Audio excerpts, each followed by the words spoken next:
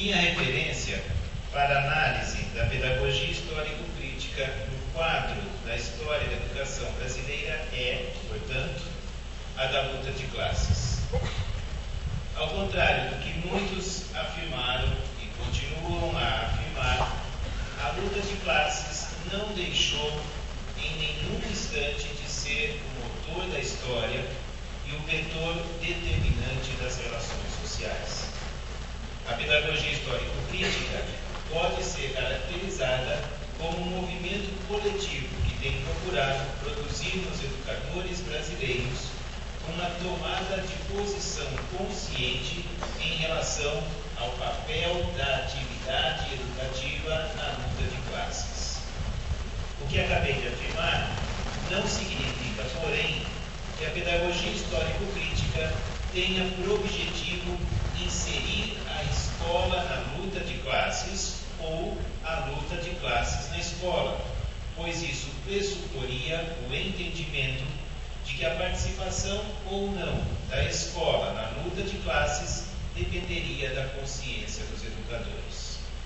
A escola, desde a educação infantil até o ensino superior, participa da luta de classes, mesmo que os educadores não tenham consciência disso ou rejeitem esse fato. O desafio que a pedagogia histórico-crítica tem assumido é o de se constituir num movimento nacional que explore as contradições da educação escolar brasileira na direção da socialização da propriedade dos conhecimentos científicos, artísticos e filosóficos, entendendo-se esse movimento como parte da luta mais ampla pela socialização da propriedade dos meios de produção, ou seja, a luta pela revolução socialista.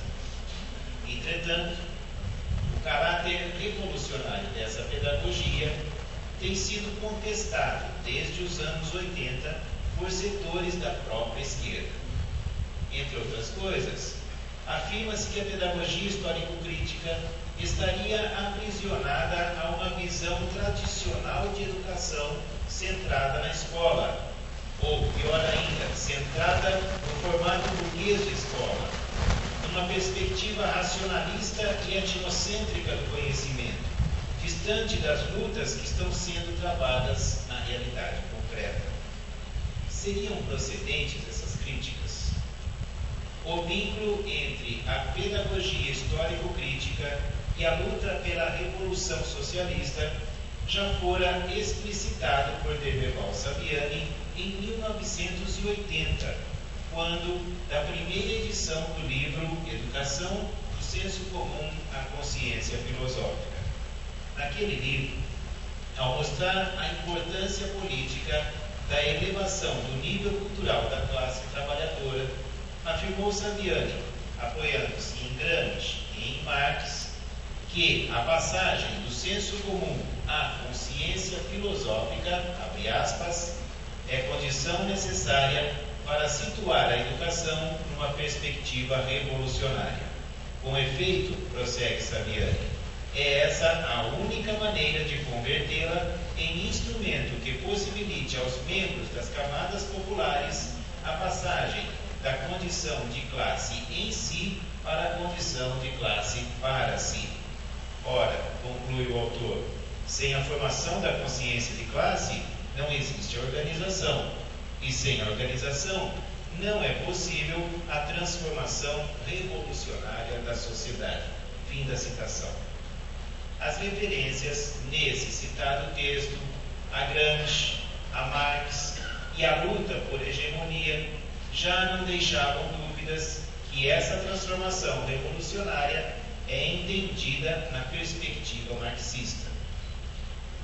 Nessa mesma direção, no texto Escola e Democracia 2, para além da teoria da curvatura da vara, publicado inicialmente na extinta revista Ande, em 1982, Saviani empregou a expressão pedagogia revolucionária, assim caracterizando-a, abre aspas. Trata-se de lutar também no campo pedagógico para fazer prevalecer os interesses até agora não dominantes. E essa luta não parte do consenso, mas do dissenso. O consenso é vislumbrado no ponto de chegada. Para se chegar lá, porém, é necessário, pela prática social, transformar as relações de produção que impedem a construção de uma sociedade igualitária.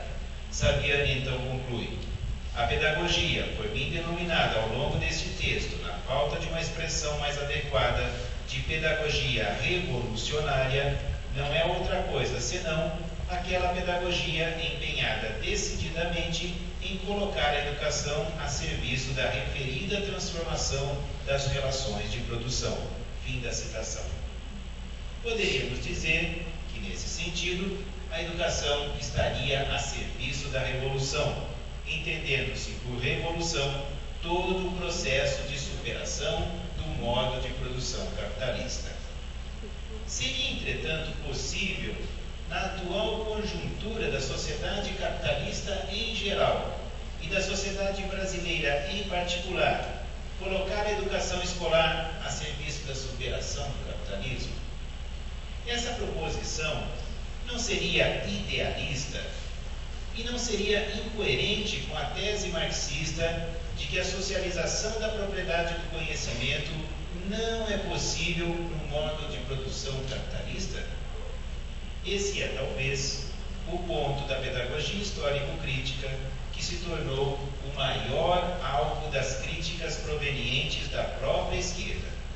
Segundo essas críticas, essa pedagogia teria uma visão reformista do processo de transformação social e, por consequência, uma visão da educação como mero aperfeiçoamento da democracia e da cidadania, abrindo mão da luta verdadeiramente revolucionária. Na verdade, não se trata de uma questão nova, mas do debate que está posto desde a publicação, em 1982, na revista Cadernos de Pesquisa da Fundação Carlos Chagas, do artigo de Demerval Saviani, intitulado As Teorias da Educação e o Problema da Marginalidade na América Latina. Em outras palavras, até que ponto as teorias que Saviani denominou crítico-reprodutivistas não estariam com a razão? Seria realmente possível, no âmbito da educação escolar, ir além da reprodução pura e simples da violência simbólica, da ideologia dominante e da divisão social do trabalho? Poderia, de fato, a educação escolar ser colocada a serviço da luta contra a alienação? Creio não ser necessário despender tempo mostrando que esse tipo de questionamento só faz algum sentido na perspectiva de superação da sociedade capitalista, o que não é o caso nem da perspectiva liberal ou neoliberal, nem da perspectiva pós-moderna, pois ambas consideram tal superação impossível. Para os liberais ou neoliberais, o capitalismo é a sociedade mais evoluída que a humanidade pode alcançar. A direita acusa o socialismo de ser uma visão retrógrada, ditatorial, sem base na realidade, e acusa a pedagogia histórico-crítica de ser uma pedagogia tradicional e autoritária, que se faz passar por progressista. Essa direita entende que não há nada mais progressista do que o capitalismo e que as pedagogias verdadeiramente inovadoras são aquelas que não se preocupam com a transmissão do conhecimento, mas sim com a preparação dos jovens para um futuro imprevisível, ou seja, as pedagogias do aprender a aprender. Para os pós-modernos, alguns dos quais se consideram de esquerda, o discurso sobre alienação precisa ser desconstruído, pois é resquício de uma visão etnocêntrica, racionalista e teleológica. A luta pela revolução é substituída pelas muitas e não raro conflitantes entre si formas de resistência cotidiana, nem sempre ficando claro a que se está resistindo, devendo a educação, segundo essa perspectiva, se pautar pela ética da diversidade.